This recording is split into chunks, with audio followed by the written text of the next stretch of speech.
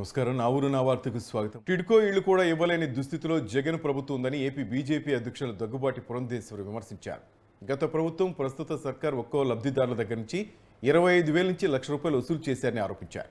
YCP ప్రభుత్వం vote bank రాజకీయం చేస్తోందని, ఓట్ల కోసమే సంక్షేమ పథకాలు అంటున్నారని తీవ్రస్థాయిలో మండిపడ్డారు. కేంద్ర ప్రభుత్వం ఎప్పుడూ ఓట్లు చూడలేదని, పేదవారికి ప్రతి పథకం అందాలని ఆలోచన చేస్తుందని పురంధేశ్వరి అన్నారు. ఏపీలో ప్రధాన ప్రతిపక్ష పాత్రను బీజేపీ పోషించిందని, ప్రధాన ప్రతిపక్ష పార్టీలు ప్రభుత్వం చేస్తున్న ప్రజా వ్యతిరేక నిర్ణయాలపై పోరాటం చేయలేకపోయాయన్నారు. అనేక అంశాలపై బీజేపీ రాష్ట్ర ప్రభుత్వం మీద పోరాటం చేసిందని, ఉప ఎన్నికల్లో అవకతవకలకు పాల్పడ్డ అధికారులపై చర్యలు తీసుకునేలా బీజేపీ పోరాటం చేసిందన్నారు. పార్టీ అధికార ప్రతినిధులు, మీడియా ప్రతినిధులు మనం చేసిన పోరాటాలపై మాట్లాడాలన్నారు. రాష్ట్రానికి కేంద్రం చేసిన మేలు గురించి ప్రసార మాధ్యమాల్లో గట్టిగా చెప్పాలని సూచించారు. ఎన్నికలకు ఇంకా 45 నుంచి 50 రోజుల సమయం మాత్రం ఉందని పురంధేశ్వరి గుర్తు చేశారు.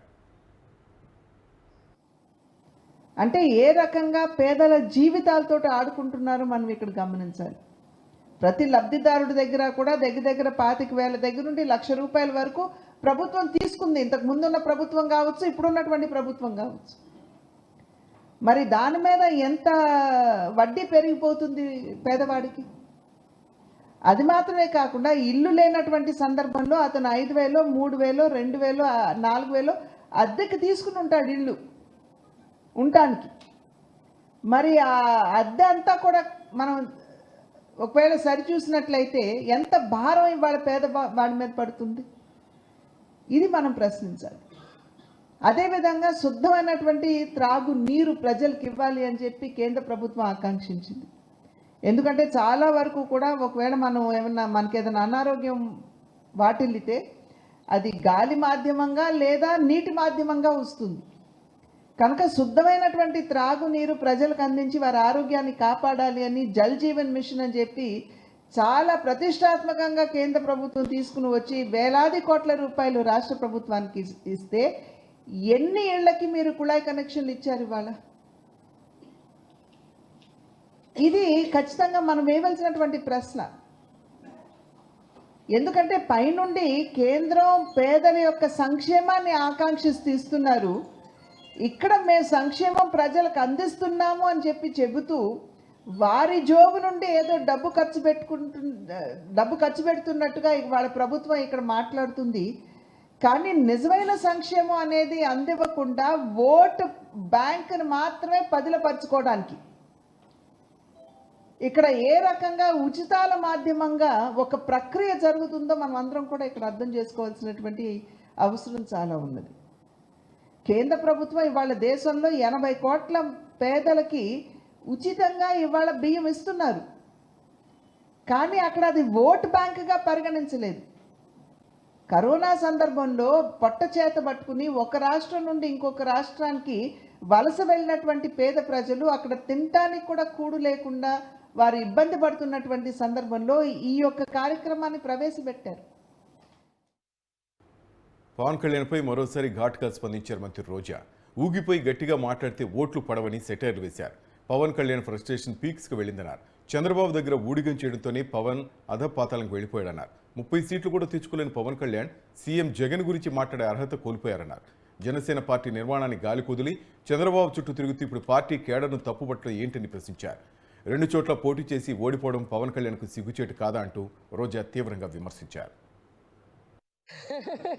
పవన్ కళ్యాణ్ ఫ్రస్ట్రేషన్ పీక్స్లోకి వెళ్ళింది అనేది నిన్న సభ చూస్తే అర్థమైంది.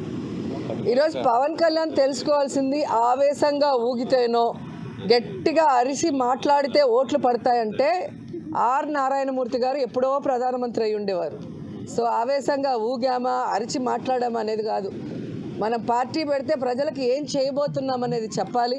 ఆ అధికారంలో వచ్చే క్రమంలో ప్రతిపక్ష నాయకుడిగా ఏం చేశాము అనేది ఇక్కడ ప్రజలందరూ కూడా గమనిస్తారు. పార్టీ పెట్టి ఎన్నేళ్ళయింది? దాదాపుగా జగన్ గారు పార్టీ పెట్టిన దానికి పవన్ కళ్యాణ్ పార్టీ పెట్టిన దానికి 1 year తేడా ఉంటుంది అంతే.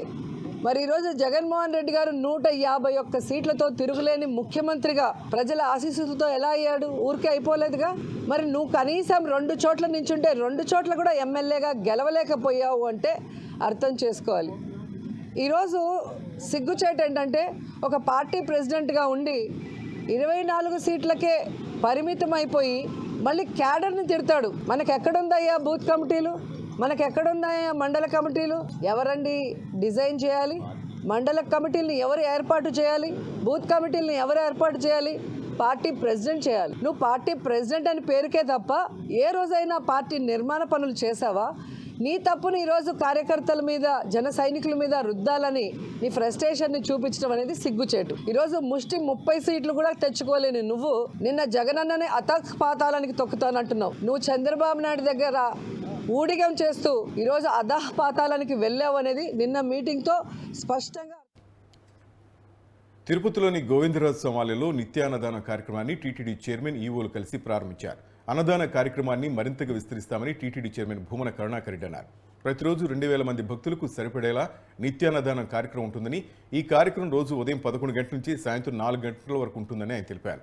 అతి త్వరలోనే ఒంటిమిట్ట కోదండరామస్వామి ఆలయంలోనూ అన్నదాన కార్యక్రమం చేపడతామని ఆయన తెలిపారు.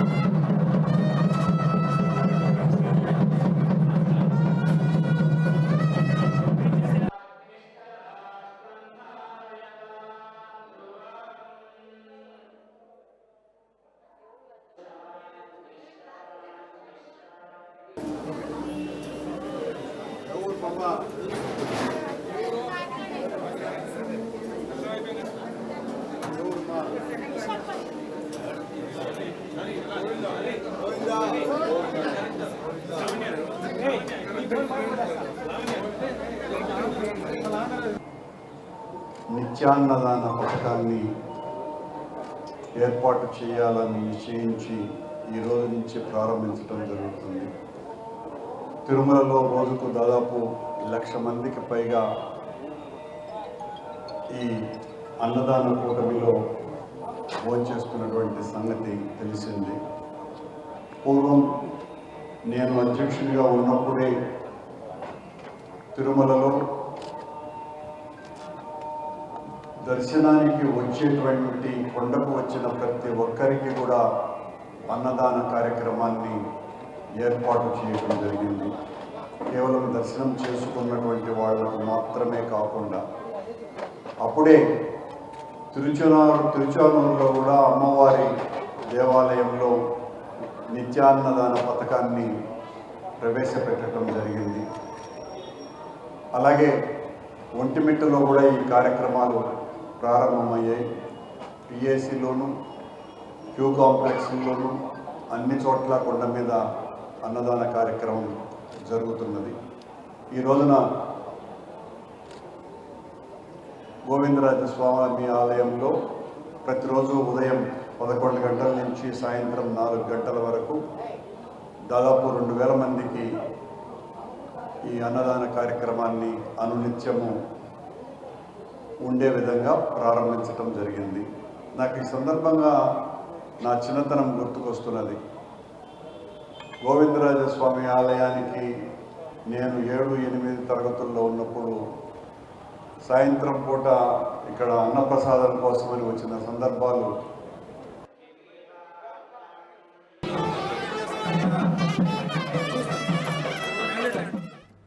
టీడీపీ అధినేత చంద్రబాబుపై ఏపీ వ్యవసాయ శాఖ మంత్రి కాకాని గోవర్ధన్ రెడ్డి మండిపడ్డారు. గతంలో చంద్రబాబు అధికారంలోకి రాగానే రైతు రుణమాఫీపై సంతకం చేస్తానని చెప్పి తీరా వచ్చాక కోటయ్య కమిటీ ఏర్పాటు చేసి అన్నదాతకు కోతలు పెట్టారని విమర్శించారు. సీఎం జగన్ ఇచ్చిన మాట ప్రకారమే రైతు భరోసాను పూర్తి చేశారని చెప్పారు. రైతులను దగా చేసిన ప్రభుత్వం టీడీపీని, రైతులను ఉన్నత స్థాయికి చేర్చిన ప్రభుత్వం వైసీపీదని చెప్పారు.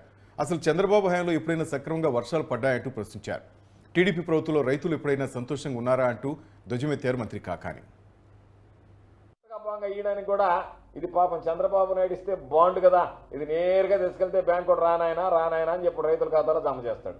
అటువంటి ఒక తెల్ల కాగితాన్ని రుణ ఉపశమన అర్హత పత్రం అని చెప్పి పాపం ఈ పత్రాలు పంపిణీ చేశాడు. రైతులకు సంబంధించి నేను మీకు రైతు రుణమాఫీ చేస్తానని అధికారంలోకి వచ్చిన తర్వాత కోటయ్య కమిటీ వేసి కోతలు పెట్టి ఆ కమిటీ ప్రకారం కూడా చేయకుండా ఇటువంటి కాగితాలు ఇచ్చి చేతలకు ఇచ్చే వాళ్ళని మోసం చేసి రైతుల దగ్గరికి పోయి మళ్ళీ ఓట్లు అడిగితే రైతులు మీ ముఖాన్ని ఉమ్మేసి పంపించినటువంటి నేపథ్యాన్ని మీరు మర్చిపోయారా? ఇది వాస్తవమా కాదా? ఇది జరగలేదా? రైతులకు మీరు ఇచ్చినటువంటి హామీ ప్రకారం పోని నువ్వు ప్రకటించినట్టుగానైనా 5 విడతలు ఇచ్చావా? 15,000 కోట్ల రూపాయలు ఇచ్చావు. మొత్తం మీద 15,000 కోట్ల రూపాయలు వాళ్ళ చేతిలో పెడితే అవి వడ్డీలకు కూడా చాలే. వడ్డీలే దాదాపుగా 24,000 కోట్ల పైచీలకు వడ్డీలు ఉంటే 15,000 రూపాయలు ఇచ్చి నువ్వు ఉపశమన పత్రం అని ఇచ్చాడు. అదేమంటే వ్యవసాయం మా హయాంలో తిరుగులేదు. దరిద్రుడా ఎట మాట్లాడుతావు అన్నమాట. ఆ దరిద్ర పాదం మోపినప్పుడల్లా కరువు కాటకాలతో ఈ రాష్ట్రం అల్లాడింది కదా. ఎక్కడన్నా వర్షాలు పడ్డాయా? పాపం రైతులు వర్షాలు లేక విలవల్లాడారు. రైతులకు జరిగినటువంటి ప్రకృతి పరంగా జరిగిన నష్టం కన్నా నీ విధానాలు మరింత నష్టపరిచాయి కదా. అదేమంటే రెయిన్ గన్ ఎత్తకపోయి అనంతపూర్లో రెయిన్ గన్ ఒకరోజు తిప్పి నేను కరువును జయించానంటే, తుఫాను అణిచివేశానంటే, ఈ దరిద్రపు మాటలు మాట్లాడకుండా దరిద్ర పాదంతో తిరగడం తప్ప చంద్రబాబు ఎక్కడన్నా చంద్రబాబు నాయుడు విధానాల వల్ల కానీ చంద్రబాబు నాయుడు హయాంలో కానీ రైతులు ఎవరన్నా బాగుపడ్డారా? రైతులు సంతోషంగా ఉన్నారా? ఎప్పుడైనా చంద్రబాబు నాయుడు ముఖ్యమంత్రి అయితే రైతులు సంతోషంగా ఉంటారా? గ్యారెంటీ ఇస్తున్నాడు. ఇప్పుడు బాబు షూరిటీ భవిష్యత్ గ్యారెంటీ అని తిరుగుతున్నాడే, దానిలో గ్యారెంటీలో ఒక భాగం ఆయన చూసుకోండి ఒకసారి. పాపం చంద్రబాబు నాయుడు కూడా మర్చిపోయి ఉంటాడు. దీని పేరంట రుణ. ప్రతిపక్ష పార్టీలు ఎన్ని కుట్రలు చేసినా వాటిని దాటుకుంటూ రుషికొండ భవన నిర్మాణాల ప్రాజెక్టు పూర్తిస్థాయి అనుమతులతో పూర్తి చేశామని అన్నారు మంత్రి అమర్నాథ్. విశాఖపట్నం రాజధానిగా చేయాలని సంకల్పించిన సీఎం జగన్ ఇప్పటికే 3 సీనియర్ ఐఏఎస్ అధికారులతో కమిటీని ఏర్పాటు చేశారని అన్నారు. భవనాలను పూర్తిగా పర్యాటకం కోసం వినియోగించాలా లేదా ముఖ్యమంత్రి కార్యాలయంలో ఉపయోగించాలన్న అంశంపై త్వరలోనే స్పష్టత వస్తుందని చెప్పారు మంత్రి అమర్నాథ్. రుషికొండపై 9.88 ఎకరాల్లో టూరిజం ప్రాజెక్టు నిర్మించామని, పాత హరిత రిసార్ట్ ఉన్న ప్రాంతంలోనే నూతన భవనాలు నిర్మించామని చెప్పారు. విశాఖ నగరానికి తగ్గట్టుగా భవన నిర్మాణాలు అత్యంత సుందరంగా చేపట్టామని తెలిపారు. అంతర్జాతీయ నాణ్యతా ప్రమాణాలతో నిర్మాణాలు జరిగాయని అమర్నాథ్ అన్నారు. 2.5-3 దశాబ్దాల క్రితం నిర్మించినటువంటి హరిత హిల్ రిసార్ట్ ఏదైతే ఉండేదో దానికి సంబంధించి బాగా పాతబడిపోవడం, నూతనంగా విశాఖపట్నం నగరానికి తగ్గట్టు అన్ని హంగులతో ఒక ఇంటర్నేషనల్ స్టాండర్డ్స్ ఒక రిసార్ట్ నిర్మించాలని చెప్పి మా ప్రభుత్వం నిర్ణయం తీసుకోవడం, అందులో భాగంగా దాదాపు 400 కోట్ల రూపాయలతో రిసార్ట్ నిర్మాణం పూర్తి చేయడం, దానికి సంబంధించి ఈరోజు మంచి రోజు అని చెప్పి ఏదైతే పురోహితులు ఇచ్చినటువంటి వారి సలహా మేరకు ఈరోజు ప్రారంభోత్సవం కూడా పెద్దలు స్వరూపానంద సరస్వతి గారు, అలాగే సంబంధించినటువంటి శాఖ మంత్రి రోజా గారు, పెద్దలు సుబ్బారెడ్డి గారు వారందరి సమక్షంలో ఈరోజు లాంఛనంగా ప్రారంభించడం జరిగింది. తప్పకుండా రానటువంటి, ఎందుకంటే అనేక అడ్డంకులు ముఖ్యమంత్రి గారు విశాఖపట్నం రావడానికి అనేక అడ్డంకులు కోర్టుల్లో ఇతరితర విధాలుగా శతవిధాల ప్రయత్నం చేస్తున్నటువంటి ప్రతిపక్షాలు చేస్తున్నటువంటి క్రమంలో తదుపరి నిర్ణయం అనేటువంటిది ప్రభుత్వం నిర్ణయం తీసుకుంటుంది అనేటువంటి విషయాన్ని తెలియజేసుకుంటూ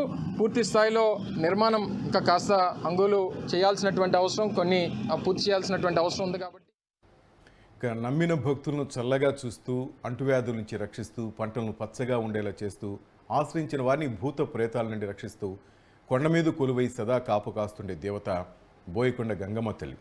ఏ పేరును పిలిచినా కొలిచినా భక్తులపై దయారస వర్షాన్ని కురిపించే గంగమ్మ తల్లి శతాబ్దాలుగా అక్కడ పూజలు అందుకుంటోంది.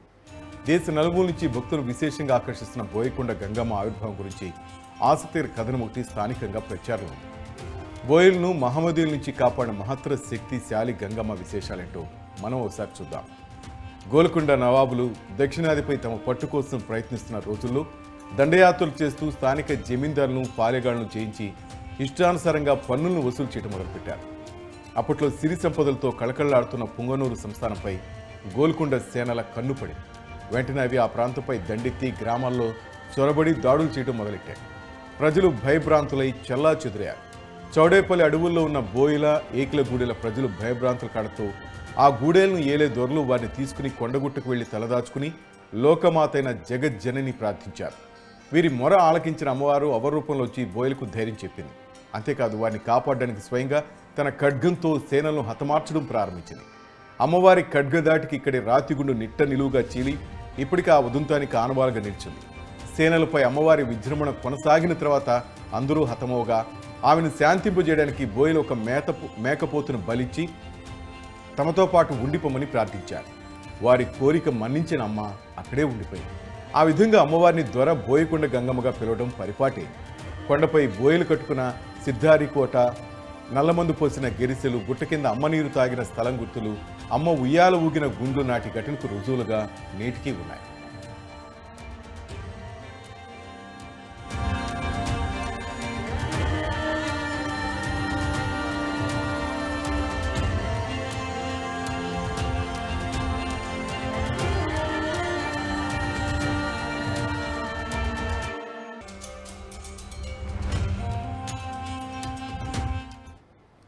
చిత్తూరు జిల్లాలోని బోయకొండలో వెలిసిన గంగమ్మ ఆలయం ప్రసిద్ధ పుణ్యక్షేత్రం మాత్రమే కాకుండా ఎత్తైన కొండల నడుమ పచ్చదనంతో నిండిన వాలుల మధ్య ఉండటం వల్ల పర్యాటక క్షేత్రంగా కూడా ప్రజల ఆదరణ పొందుతోంది. ఇక్కడ స్వయంభూగా వెలిసిన గంగమ్మ తల్లిని దర్శించడానికి ఆంధ్ర, కర్ణాటక, తమిళనాడు రాష్ట్రాలకు చెందిన భక్తులు ఆది, మంగళ, గురువారాల్లో భారీగా తరలివస్తుంటారు. సంతానం లేని దంపతులు సంతానం కోసి ఇక్కడ మొక్కుకోవడం ఆనవాయితీ. ఇక్కడ అమ్మవారి తీర్థాన్ని తీసుకెళ్లి పంటల మీద చల్లితే చీడపీడలు పోతాయని రైతులు భావిస్తారు. కోరికలు తీరుతాయో లేదో పరీక్షించుకునేందుకు పూల పరీక్షకు భక్తులు వస్తుంటారు. కోరికలు తీరిన భక్తులు కుటుంబ సమేతంగా పిండి, నెయ్యి దీపాలతో మేళ తాళాల నడుమ తరలి వచ్చి అమ్మవారికి మేకపోతులు బలిచ్చి మొక్కులు తీర్చుకుంటూ ఉంటారు.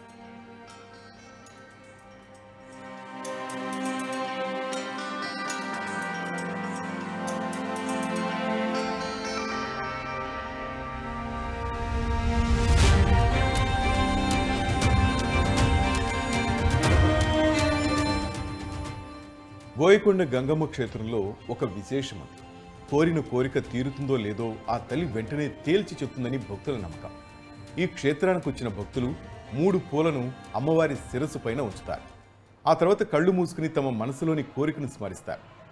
అప్పుడు శిరస్సును ఉన్న 3 పూలలో ఏదైనా ఒకటి కుడివైపు పడితే ఆ కోరిక వెంటనే తీరుతుందని నమ్మకం. ఎడమవైపు పడితే ఆలస్యంగా తీరుతుందని భావిస్తారు. మధ్యలో పడితే తటస్థ నిర్ణయంగా స్వీకరిస్తారు. ఇలాంటి ఆచారం ఉన్న క్షేత్రం బహుశా ఇదొక్కటే కావచ్చు. కొండపై అమ్మవారి ఆలయం సమీపాన అతి సహజంగా ఏర్పడిన పుష్కరిణిలోని నీరు పవిత్రమైన తీర్థంగా భక్తులు భావిస్తారు. ఈ తీర్థాన్ని సేవించడం వలన రోగాలు మటుమాయం అవుతాయని, పంటలపై చిలకరిస్తే చీడలు తొలగుతాయని, దుష్ట సంబంధమైన చీడపీడలు దూరమవుతాయని భక్తుల నమ్మకం. 1 లీటర్ తీర్థం 10 రూపాయల బాటిళ్లతో భక్తులకు అధికారులు అందుబాటులో ఉంచారు.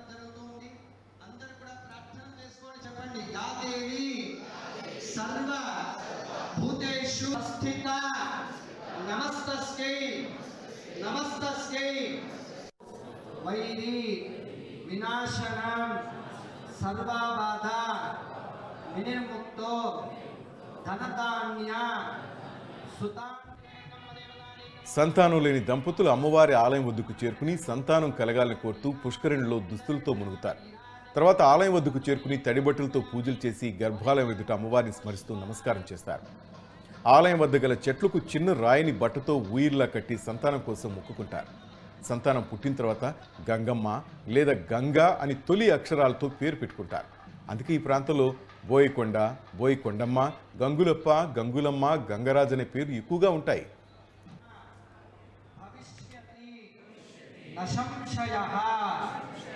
అందరూ కూడా అమ్మవారిని మనస్ఫూర్తిగా మనసులో ఉండేటటువంటి కోరికలను కోరుకొని అమ్మవారికి ఎంతో ప్రీతికరమైనటువంటి కుంకుమార్చన ఎంత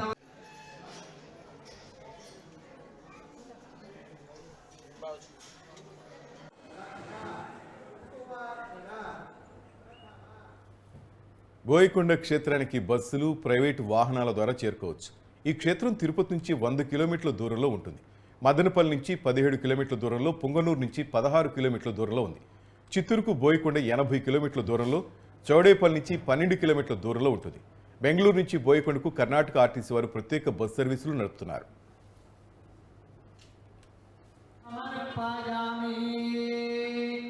అందరూ కూడా 2 చేతులతో నమస్కారం చేసుకొని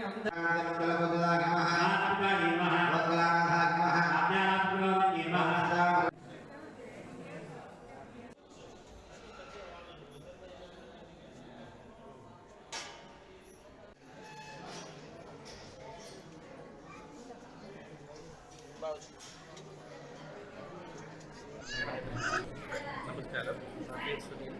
మేము బెంగళూరు నుంచి వచ్చినాము. సో ప్రతి సంవత్సరం మాకు పెళ్ళి 5 ఏళ్ళు అయింది. సో ప్రతి సంవత్సరము మేము ఈ లక్ష్మీ కుమార్చనలో మేము వస్తున్నాము. అది తర్వాత అమ్మవారు అనుగ్రహం మాకు ఏ ద్వారా ఉందంటే, మేము నా ఏజ్ 5 నుంచి మేము ప్రతి సంవత్సరము దర్శనం చేసుకొని అమ్మవారి అనుగ్రహం కలిగించి సో ప్రతి ఏడాది ఇట్టే వస్తున్నాము కుటుంబ సమేతంగా. సో మాకు అమ్మవారి దీవెనలు మాకు మంచి అనుగ్రహం ఉంది. అమ్మ ఆశీస్సులు మాకు ఉన్నది. అందరికీ మంచి ఆరోగ్యం ఇచ్చి సకల ఫలం ఇచ్చి అందరినీ మంచిగా కాపాడుతూ ఉంది. మేము ఒక ప్రతి 3 నెలలకు ఒకసారి అమ్మవారి దర్శనం చేసుకొని కుటుంబ సమేతంగా బెంగళూరు నుంచి వచ్చి అమ్మవారి దర్శనం చేసుకొని మళ్ళీ చేసుకొని బయలుదేరడం జరిగింది. సో అమ్మవారు మాకు మంచిగానే జరిగింది. అది మేము ఒక అనుకున్న ఫలాన్ని ఇచ్చింది. లాస్ట్ టైము ఇదే ద్వారా నాకు కూతురు కావాలనేసి కూతురు వచ్చినాము. అలాగే కూతురు పెట్టి అమ్మవారి అనుగ్రహం వల్ల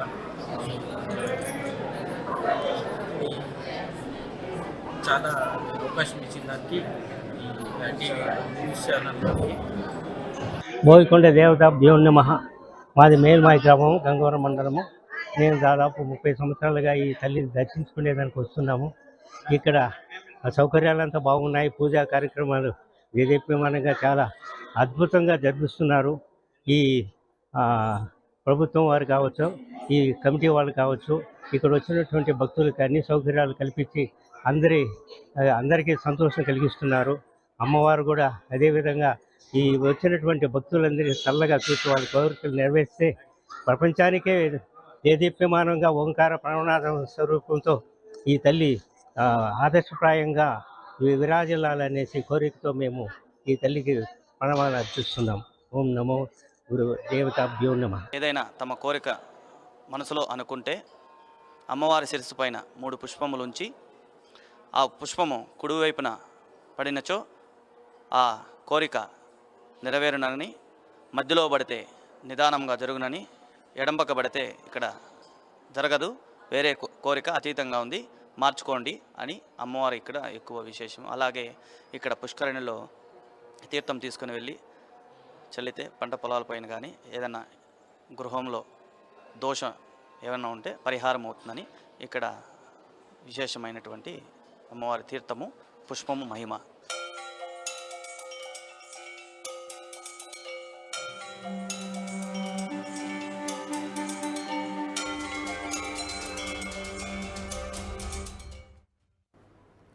ఏపీలో ఎన్నికలు సమీపిస్తున్న వేళ మంత్రి అంబటి రాంబాబు అవతారాలు అనూహ్యంగా మారిపోతున్నాయి. నిన్న టీకుట్లో మాస్టర్ అవతారం ఇచ్చిన అంబటి ఇప్పుడు ఓ దుకాణంలో దోశలు వేశారు. ఓటర్లను ఆకట్టుకునేందుకు మంత్రి అంబటి నానా పాటలు పడుతున్నారు.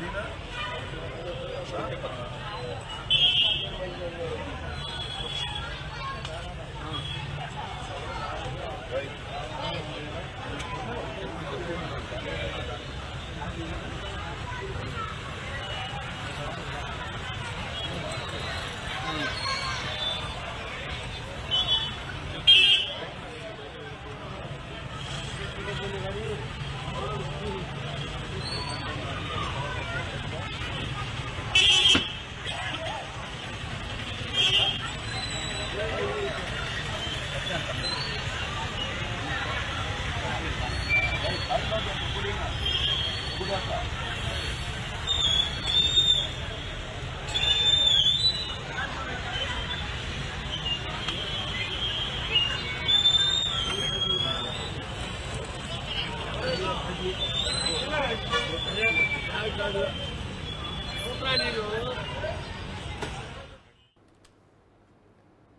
పల్నాడు జిల్లా అమరావతి మండలం నెమలికల్లులో నిర్మించిన యాదవ కమ్యూనిటీ హాల్ ముస్లిం షాదీ ఖానాలను ఎమ్మెల్యే నంబూరి శంకర్రావుతో కలిసి మాజీ మంత్రి ఎమ్మెల్యే అనిల్ కుమార్ యాదవ్ ప్రారంభించారు. నెమలికల్లుకు వచ్చిన అనిల్కు వైసీపీ కార్యకర్తలు ఘన స్వాగతం పలికి గుర్రపు బండి మీద గ్రామంలో తిప్పారు. రానున్న ఎన్నికల్లో మళ్లీ వైసీపీదే విజయమని అనిల్ కుమార్ యాదవ్ అన్నారు.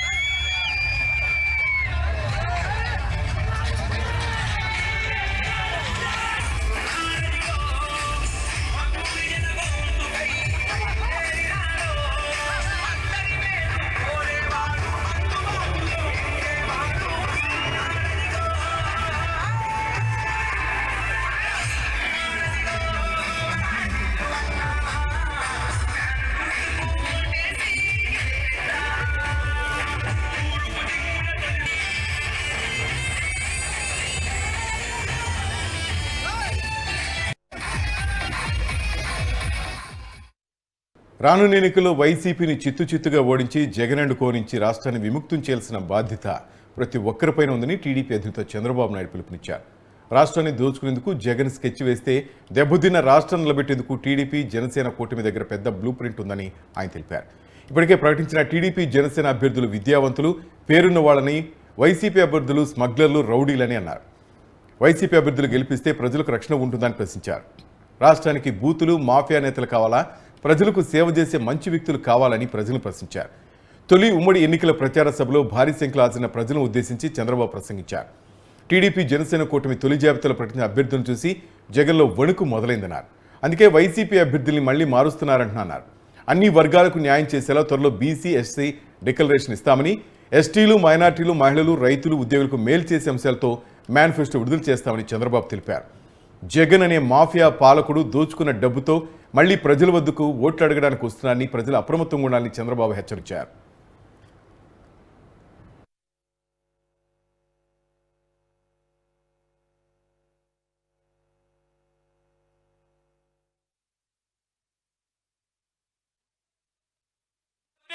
చీటింగ్ టీమ్ అవునా కాదా? తెలుగుదేశం జనసేన గట్టిగా చెప్పాలి, విన్నింగ్ టీం అని. Telugu Desam Janasena, YSR Congress party cheating team, YSR Congress party.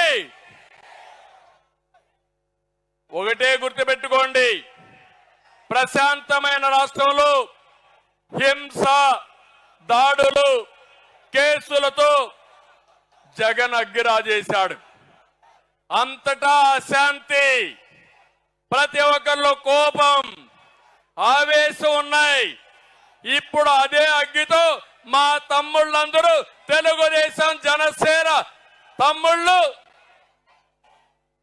YSR Congress పార్టీని తగలబెట్టడానికి సిద్ధంగా ఉన్నారు.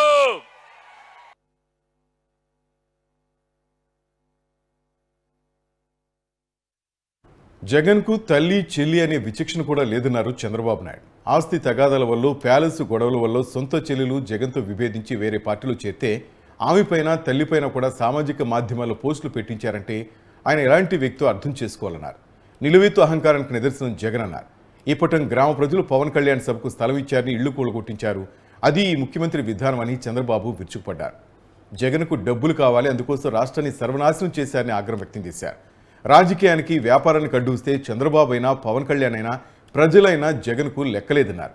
అందరినీ అణచివేయడమే లక్ష్యంగా పెట్టుకున్నారని చంద్రబాబు ధ్వజమెత్తారు. తాను, తన మిత్రుడు పవన్ కళ్యాణ్ ఆలోచించేది తెలుగు జాతిని ప్రపంచంలో అగ్రస్థానంలో నిలబెట్టాలనని, అందుకు చేతులు కలిపామని వివరించారు. రాష్ట్రాన్ని కాపాడేందుకు అవసరమైతే ఎలాంటి త్యాగాలకైనా సిద్ధంగా ఉన్నామని పేర్కొన్నారు. విమానాశ్రయం ఏదో వాళ్ళ అబ్బ సొత్తన్నట్టు పవన్ కళ్యాణ్ రాకూడదని ఆంక్షలు పెట్టారని, విశాఖ వీధుల్లో తిరగకూడదంటూ హోటల్లోని కట్టడి చేశారని చంద్రబాబు గుర్తు చేశారు. వాళ్ళ అహంభావం ఎలా ఉందంటే సినిమా టికెట్ల ధరల్ని నియంత్రించి సినీ ప్రముఖుల్ని శాసించే స్థితికి వెళ్లారన్నారు. ప్రముఖ నటుడు చిరంజీవిని, ప్రముఖ దర్శకుడు రాజమౌళిని అవమానించిన తీరు చూసి చాలా బాధపడ్డానని తెలిపారు.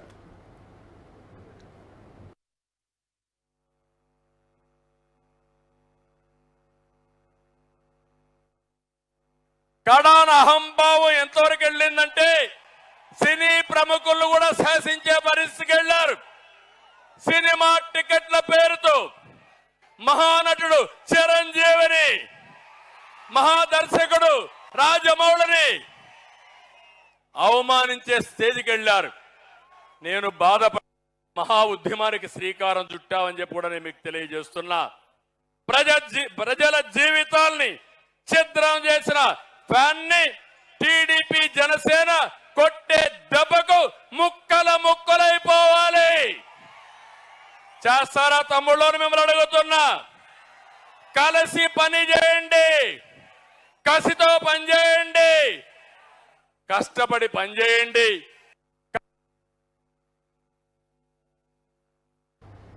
జగన్ వైనాట్ 175 అంటున్నారు. ఏం పొడిచారని మీకు ఓటేయాలని చంద్రబాబు ధ్వజమెత్తారు. Why not job calendar, why not DSC, why not ఉచిత ఇసుక, ముందు వీటికి జగన్ సమాధానం చెప్పాలని డిమాండ్ చేశారు. హూ కిల్డ్ బాబాయ్, దీనికి సమాధానం చెప్పమని జగన్కు సవాల్ విసురుతున్నానని చంద్రబాబు దుయ్యబట్టారు. రాష్ట్ర ప్రజలంతా వైనాట్ పులివెందులు అంటున్నారని, అక్కడ కూడా జగన్ను ఓడించాలని ఆయన కోరారు. జగన్ పచ్చి అబద్ధాల కోరు, ఓళ్లలో కనికట్టు చేసేవాళ్ళకి ఆయనకు తేడా లేదన్నారు. 25 మంది ఎంపీలను ఇస్తే ప్రత్యేక హోదా తెస్తామన్నారు. మద్యం నిషేధిస్తామని, సిపిఎస్ రద్దు చేస్తామని గొప్పలు చెప్పారు. ఎందుకు చేయలేదని మండిపడ్డారు.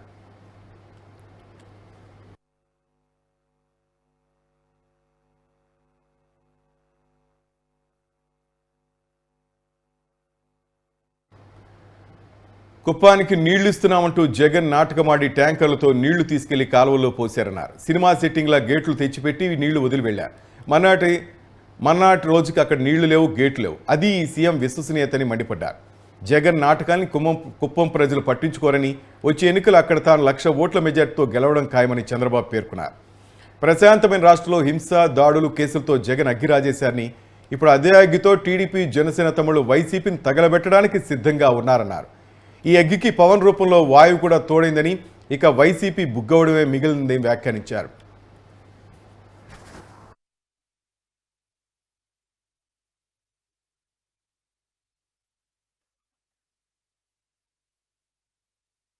నువ్వు సంసిద్ధం నాకు తెలుసు, బ్యానర్ కూడా దించండి దయచేసి.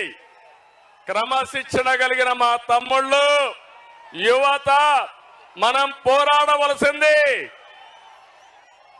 వైఎస్ఆర్ కాంగ్రెస్ దొంగలున్నారు, దొంగల పైన పోరాడుతున్నాం.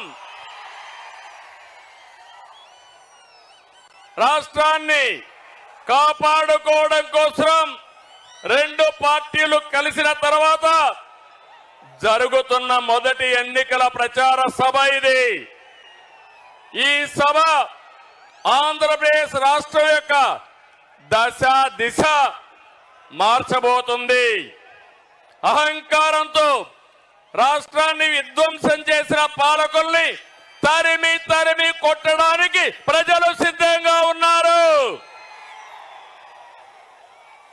ఈ తాడేపల్లిగూడెం సభ చూస్తే తాడేపల్లి ప్యాలెస్ కంపించిపోతుంది. అవునా కాదా అని మిమ్మల్ని అడుగుతున్నా.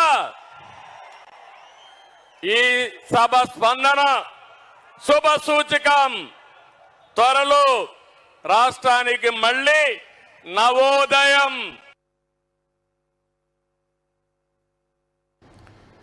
జగన్ తన 4వ భార్య అని కామెంట్ చేసిన జనసేన అధినేతపై సెటర్లు వేశారు ఏపీ వ్యవసాయ శాఖ మంత్రి కాకాని గోవర్ధన్ రెడ్డి. వచ్చే ఎన్నికల్లో చంద్రబాబు వామన అవతారం ఎత్తి పవన్ కళ్యాణ్ తొక్కేస్తారని అన్నారు.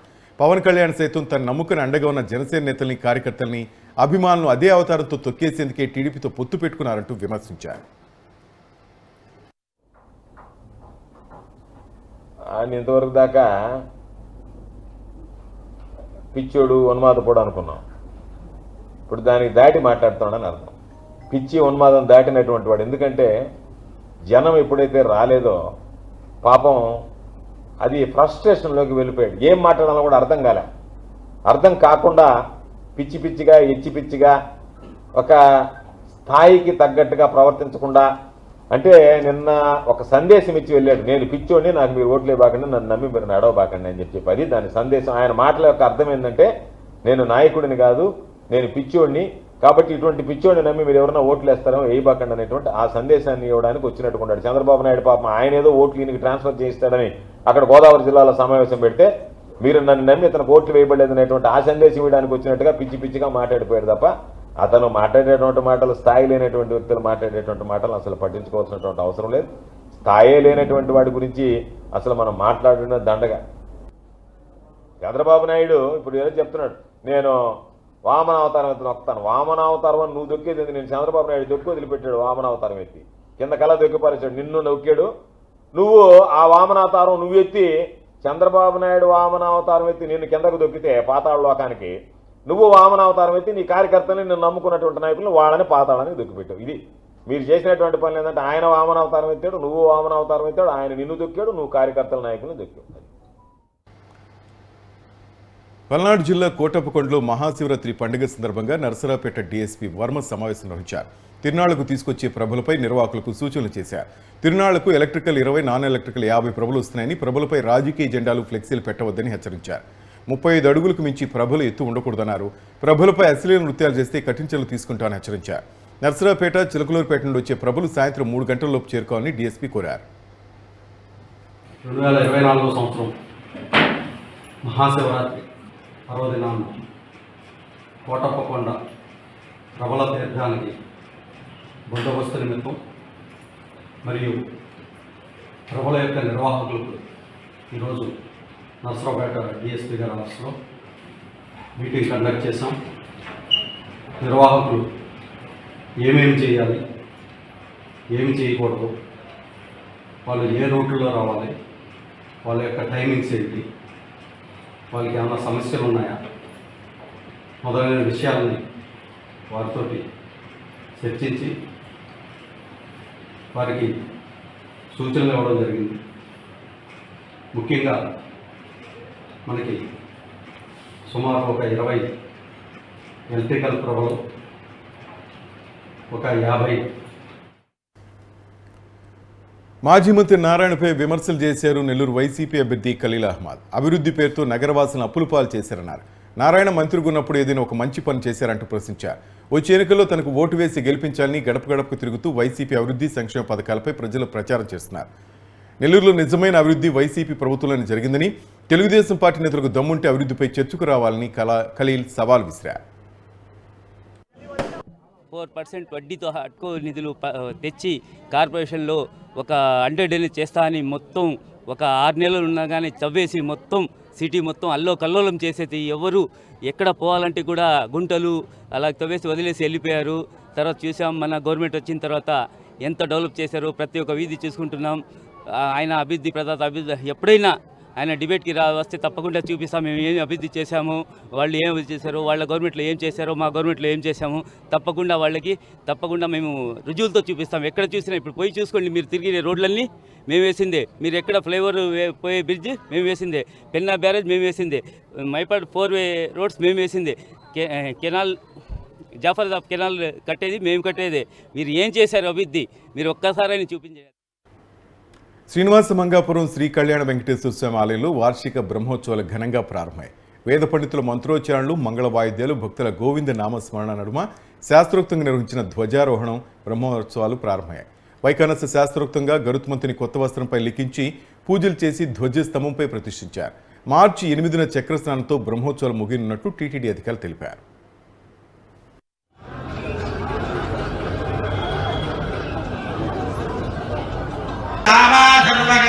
విరాజమానో ఉషధ్వజ శోభమానో రమారమణ చరణ సమారాధన సమూర్తామూర్త సప్తజం తోరణాది మహర్షి సంస్థిత సత్కరితో దివ్యాకరత్రం నవరత్నమయ.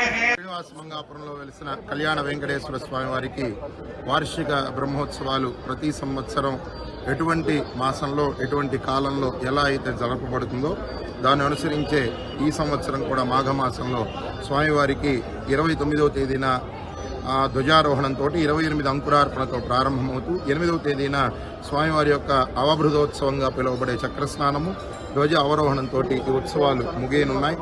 స్వామివారికి బ్రహ్మోత్సవాన్ని జరిపేటటువంటి సమయంలో ఆ ప్రాంతంలోనూ ఆ ఉండేటటువంటి దశ దిశలా సర్వదేవతలు ఉండి ఈ బ్రహ్మోత్సవాన్ని చక్కగా జరిపిస్తూ కోరుకున్నటువంటి కోరికని తీర్చేటటువంటి లక్షణాన్ని బ్రహ్మోత్సవానికి అందించడం జరిగింది.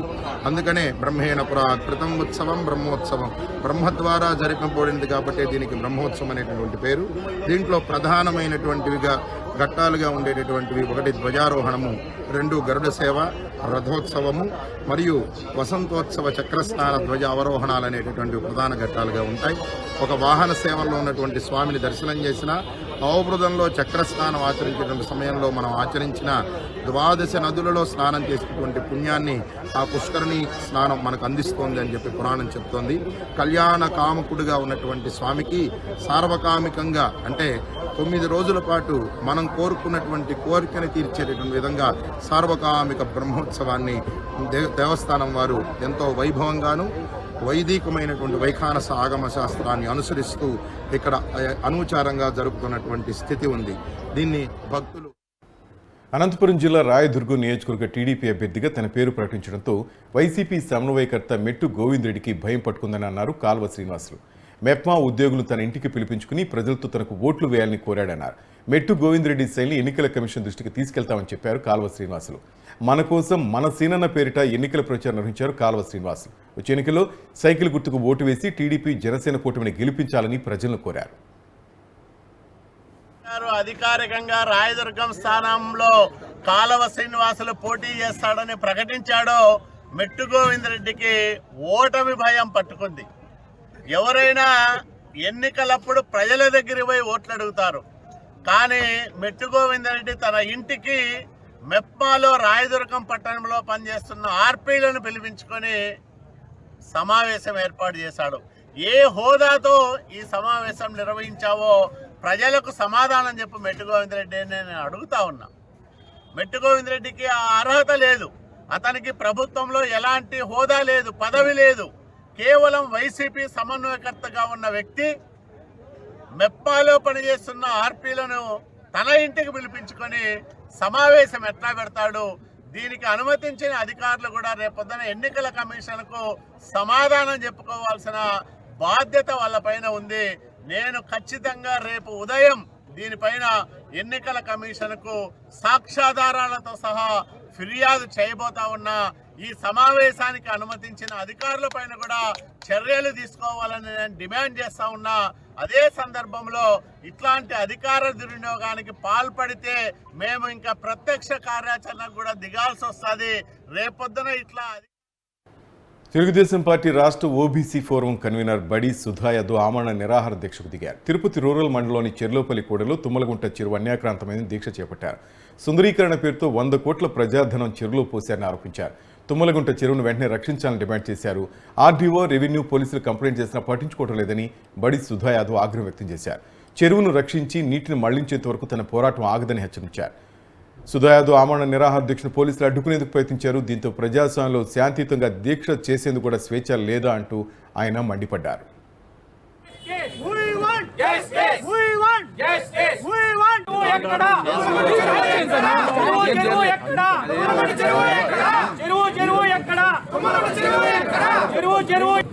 గత 2 రోజుల ముందుగా కూడా నేను తుమ్మలగుంట చెరువు అన్యాక్రాంతం అయిపోయింది.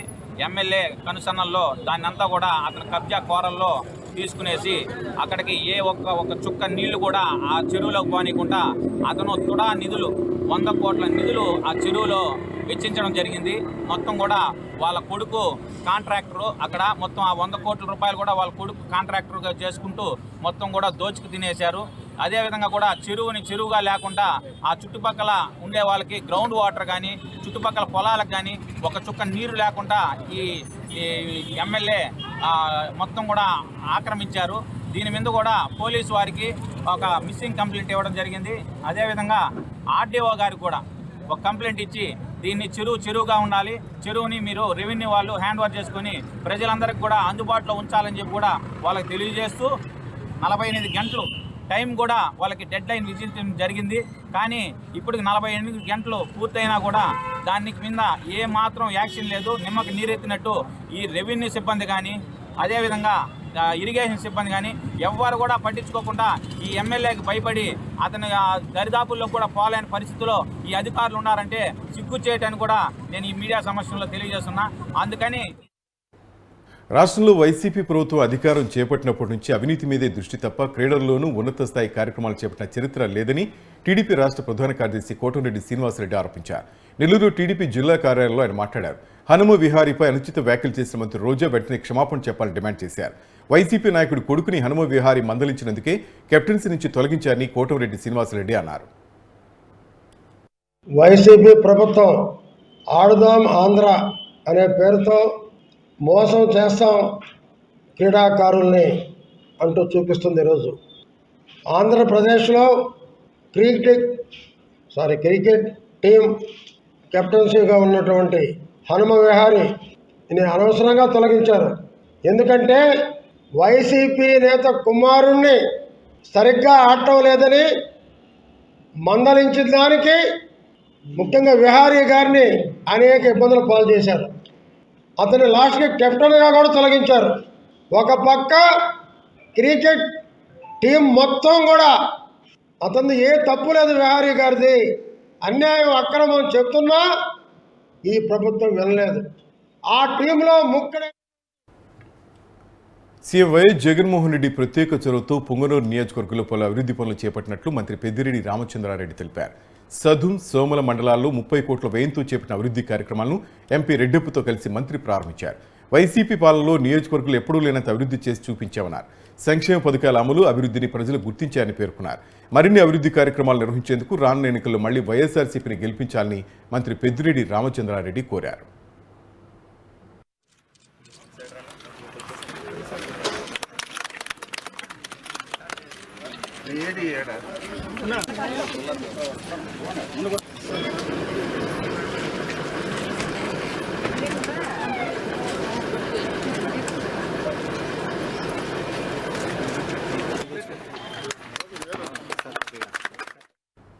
వైసీపీ అధినేత సీఎం వైఎస్ జగన్ సమక్షంలో సీనియర్ ఐఏఎస్ అధికారి ఇంతియాజ్ వైసీపీలో చేరారు. నిన్ననే ఇంతియాజ్ స్వచ్ఛంద పదవీ విరమణ చేశారు. గతంలో ఆయన సెర్ప్ సీఈఓగా మైనార్టీ సంక్షేమ శాఖ కార్యదర్శిగా బాధ్యతలు నిర్వహించారు. కాగా కర్నూలు అసెంబ్లీ వైసీపీ అభ్యర్థిగా ఇంతియాజ్ పేరును సీఎం జగన్ పరిశీలిస్తున్నారు. ముఖ్య నేతలు, ఎమ్మెల్యే, జిల్లా నేతలతో ఆయన అభ్యర్థిత్వంపై జగన్ చర్చిస్తున్నారు. దాదాపు అభ్యర్థిగా ఇంతియాజ్ ఫిక్స్ అయిందని, ఈ క్రమంలోనే ఇంతియాజ్ తన ఉద్యోగానికి రాజీనామా చేసి వైసీపీలో చేరారని సమాచారం.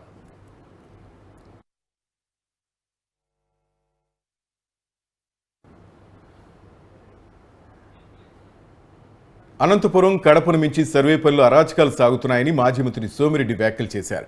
గడ్డపారతో తమపై హత్యాయత్నానికి పాల్పడితే తిరిగి తమపైనే నాన్ బెయిలబుల్ కేసులు పెట్టారని మండిపడ్డారు. తెలుగుదేశం పార్టీలో చేరే వారి సంఖ్య రోజురోజుకు పెరుగుతోందని, అందుకే వైసీపీ అరాచకాలకు తెగబడుతోందంటూ వ్యాఖ్యలు చేశారు. ఇలాంటి వాటిని లెక్క చేయమని ధీటుగా ఎదుర్కొంటామని స్పష్టం చేశారు. సర్వేపల్లి నియోజకవర్గంలోని కనుపూరు గ్రామంలో బాబు ష్యూరిటీ భవిష్యత్ గ్యారంటీ కార్యక్రమంలో ఆయన పాల్గొన్నారు.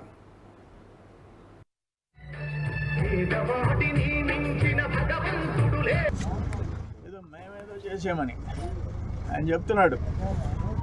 అసలు ఆ ఊర్లో కట్టుపల్లిలో నువ్వేనా పనులు చేసావా? 2 చెరువులు ఆయకట్టు ఉంది, కొలన కుదురు, కట్టుపల్లి. కొలన కుదురు చెరువు 2.5 కోటి, కట్టుపల్లి చెరువు 1.5 కోటి. ఏ ఫండ్ అది? జైకా ఫండ్స్ శాంక్షన్ చేయించి టెండర్ పిలిపించాం. ఆ బైపాస్ రోడ్డు రైతుల కోసం 75 లక్షలు పెట్టి రోడ్లు వేయించాం. ఒక సబ్స్టేషన్ కట్టించాం, సిమెంట్ రోడ్లు వేయించాం. ఏం కావాలంటే చేసాం. తమరు చేసింది ఏమి లేదు. కట్టుపల్లికి కనుపూరు మాదిరిగా చౌటి కాలువలు కట్టించాం. అంటే మేము అన్ని ఊళ్ళు తిరిగినట్టు ఆ ఊరికి పోయినాం. రాత్రి వచ్చి ఫ్లెక్సీలు పాల్గొట్టాడు ఒక వ్యక్తి.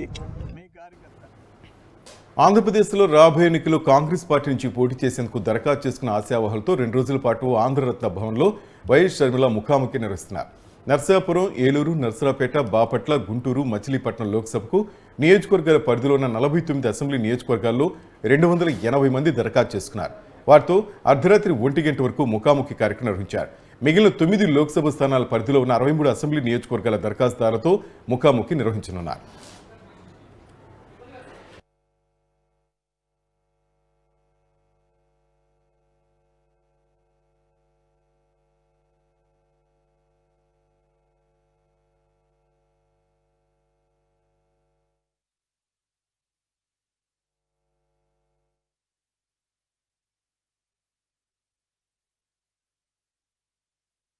రానున్న 2024 ఎన్నికలు ఓ సామాన్య కార్యకర్తకు ధనికుడికి మధ్య సాగుతున్న భీకర సమరమని వైఎస్ఆర్ కాంగ్రెస్ పార్టీ నెల్లూరు నగర అభ్యర్థి ఖలీల్ అహ్మద్ వ్యాఖ్యానించారు. పార్టీ నుంచి ఎంతమంది వెళ్లిపోయినా పార్టీ కలిగే నష్టం లేదని, అంతకు రెట్టింపు చేరికలు జరుగుతాయన్నారు. వైసీపీ ప్రజా సంక్షేమ పథకాలే మరోసారి విజయానికి బాటలు వేస్తాయంటున్న నెల్లూరు నగర అభ్యర్థి ఖలీల్ అహ్మద్తో మా correspondent Balaraju face to face. రాష్ట్ర చరిత్రలో ఎన్నడూ లేని రీతిలో వైఎస్ఆర్ కాంగ్రెస్ పార్టీ మొట్టమొదటిసారిగా నెల్లూరు నగర నియోజకవర్గ టికెట్ను ముస్లిం మైనార్టీకి కూడా కేటాయించింది. అయితే ముస్లిం మైనార్టీకి కేటాయించిన విషయం అయితే అందరికీ విదితమే.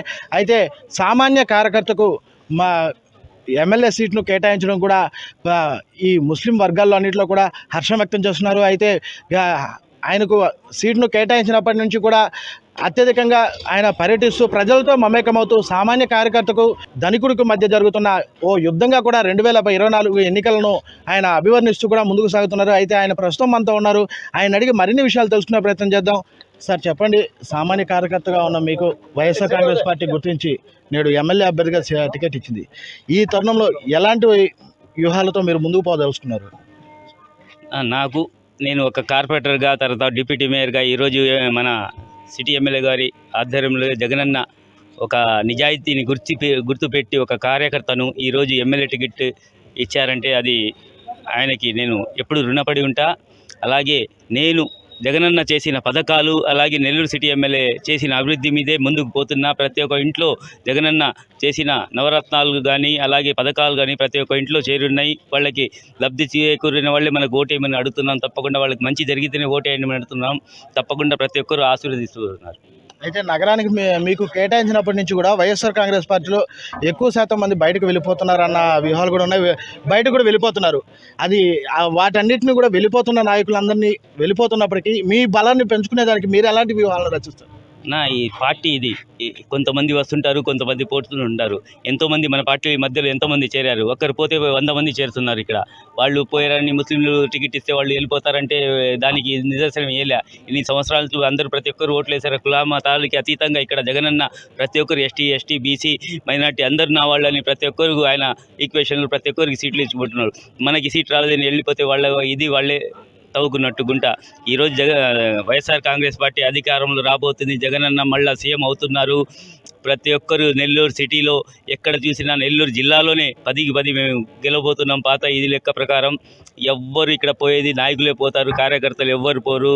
ఒక్కరు పోతే 100 మంది చేరుతున్నారు. వచ్చి వైఎస్ఆర్ కాంగ్రెస్ పార్టీ అత్యధిక మెజార్టీతో గెలుస్తుంది. అటుపక్క మంచి ధనవంతుడైనటువంటి నారాయణ ఉన్నారు, ఇటు సామాన్య కార్యకర్తగా ఉన్నటువంటి మీరున్నారు. రానున్న ఎన్నికల తరుణంలో మీరు ఎలా ఎదుర్కోగలరు? నా దగ్గర డబ్బు లేదు, అందరికీ తెలుసు. అది దేవుడు ఒక జగనన్న రూపంలో నాకు ఒక సీట్ కేటాయించాడు. వాళ్ళు 1000 కోట్లు ఖర్చు పెట్టుకున్నా పోయినసారి కూడా ఖర్చు పెట్టారు. అనిలన్న గెలిచారు, చూస్తున్నారు. ఇక్కడ నెల్లూరు సిటీ ప్రజలు చైతన్యవంతులు. డబ్బుని చేసి ఇక్కడ ఎవ్వరు ఇది చేయరు. మీరు చరిత్ర చూసుకోండి, ఎంతోమంది ఇక్కడ ధనికులు ఓడిపోయి ఉన్నారు, ఎంతోమంది సామాన్య కార్యకర్తలు గెలిచి ఉన్నారు. అలాగే ఈరోజు జగనన్న చేసిన పథకాల ద్వారా నేను ముందుకు పోతున్నా. ప్రతి ఒక్కరు నన్ను ఆస్వాదిస్తున్నారు. నాకు మంచి మెజార్టీతో గెలిపిస్తారని ఆశిస్తున్నాను. వైఎస్ఆర్ కాంగ్రెస్ పార్టీ చెప్పుకోవడానికి అభివృద్ధి పథకాలు ఏమి లేవు, కేవలం సంక్షేమ పథకాలు తప్ప. నెల్లూరు నగరంలో అభివృద్ధి అంటే తాను చేసిన అభివృద్ధి, ఇటీవల కాలంలో వీళ్ళు చేసిన అభివృద్ధి అంతా తూతూ మాత్రమే అంటూ కూడా ఆయన ప్రతి దగ్గర కూడా జనాల్లో తీసుకెళ్తున్నారు. దాని మీద మీరేమంటారు? ఆయన ఏ అభివృద్ధి చేశాడో ప్రతి ఒక్కరు చూస్తున్నారు. 4 సంవత్సరాలు కనబడకుండా లాస్ట్ సంవత్సరం వచ్చి ఆయన ఎలక్షన్లో నిలబడాలని ప్రతి ఒక్క అండర్ డ్రైనేజ్ అని ఒక హట్కో నిధులు అప్పు, అది కూడా వడ్డీతో సహా తీసుకువచ్చి ఒక నెల్లూరు ప్రజల మీద భారం మోపి అండర్ డ్రైనేజ్ తవ్వేసి ఎక్కడ చూసినా ఆ గుంటలు ఆ సంవత్సరం మొత్తం ఎలాగ బాధపడ్డారో, ఎంతమంది చేతులు కాళ్ళు ఇరుక్కున్నారో ప్రతి ఒక్కరికి తెలుసు. అది కూడా ఆయన చేసింది. దాంట్లో 670 కోట్ల రూపాయలు మన గవర్నమెంట్ కట్టింది. ఈరోజు మన కార్పొరేషన్ కట్టింది. ఆయన కట్టాల అప్పు తెచ్చి ఇక్కడ వేసేసి వెళ్ళిపోయింది. ఏ ఇంటికి ఒక్క కనెక్షన్ ఇలా ఆయన అండర్ డ్రైనేజ్ గుర్తుపెట్టుకోండి. ఆయన అభివృద్ధి చేశాడు? 2 పార్కులు కట్టి అభివృద్ధి చేశారా? 32 పార్కులు కట్టారు నెల్లూరు సిటీలో. నెల్లూరు ఎమ్మెల్యే అనిల్ కుమార్ యాదవ్ గారు. ఈరోజు ఫ్లైఓవర్ చూస్తున్నారు మీరు, పెన్నా బ్యారేజీ, అలాగే 4-వే మైపాడ్ గేట్ 4-వే రోడ్స్, అలాగే జాఫర్ సాబ్ కాలువ రివిట్ వాల్, అలాగే పెన్నా రివిట్ వాల్, అలాగే ఇంకో బ్రిడ్జ్ 100 కోట్లతో ఇంకో బ్రిడ్జ్ కడుతున్నాం పెన్నా. ఏంటి అభివృద్ధి అంటే ఏంటి? ఆయన that's all for now. Keep watching news 360. నిజం ఆలోచన మారుస్తుంది.